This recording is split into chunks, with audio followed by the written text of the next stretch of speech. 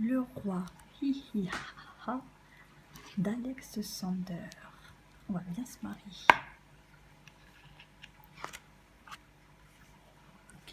C'est l'histoire rigolote d'un roi qui passait son temps à se marrer, s'esclaffer, glousser, pouffer, à se poiler, se bidonner, se fondre la pipe.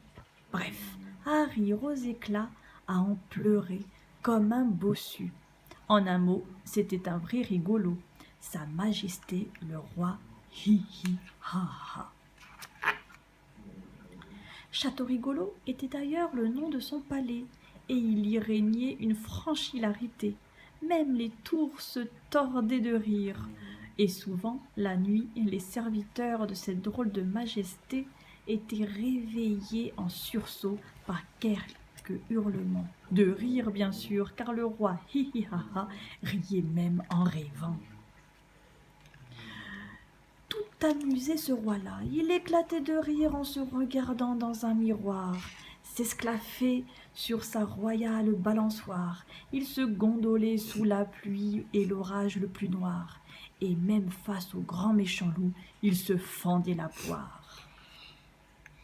La reine Guili-Guili ne manquait jamais de l'inviter à ses parties de chatouille, car partout où le roi hi-hi-ha-ha allait, la bonne humeur était là. Mais un jour, cependant, la reine Bobo se prit les pieds dans un tapis du château Chatouille, et tandis qu'elle pleurait de son malheur et se tordait de douleur, le roi hi-hi-ha-ha, lui, se tordait de rire. Ha ha ha! Regardez la bosse énorme! Ha ha hi hi! Pleurait de rire le roi. Il faisait presque pipi dans sa culotte tellement il riait. Mais ce jour-là, les éclats de rire de son hilare majesté blessèrent l'assemblée. « Je trouve cela de bien mauvais goût », s'exclama le roi Miam Miam, qui digérait mal que l'on se moque de son amie la reine Bobo. « Voulez-vous ma massue pour lui taper dessus ? Ce sera peut-être encore plus drôle !» s'excitait le roi Boum Boum, qui ne manquait jamais une occasion de chercher la bagarre. « Rira bien qui rira le dernier !» grommela-t-il menaçant.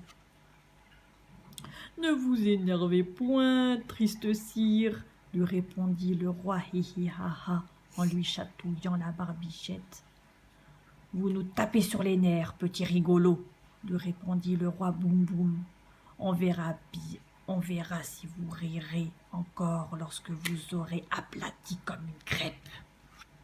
« À la confiture ou au chocolat ?»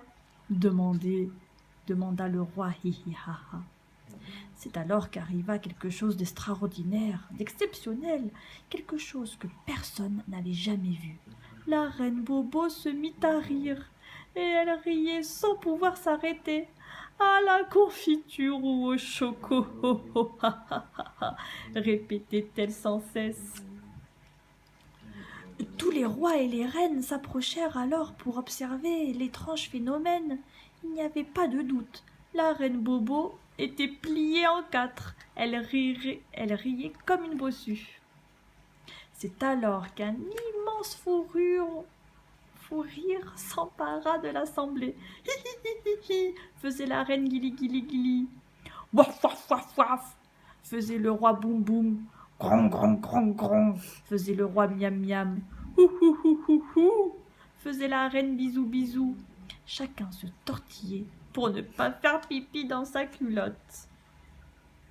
Une drôle d'amitié se noua depuis ce jour-là entre la pauvre reine Bobo et le joyeux roi hi-hi-ha-ha. Tous les jours, ils se retrouvaient pour se promener, jouer et faire de la balançoire. Et plouf, la reine Bobo avait toujours autant de malheur, mais le roi hi-hi-ha-ha lui avait appris à en rire, et plutôt que de pleurer. Il vaut mieux parfois rire aux larmes, c'est bien plus amusant. C'est fini.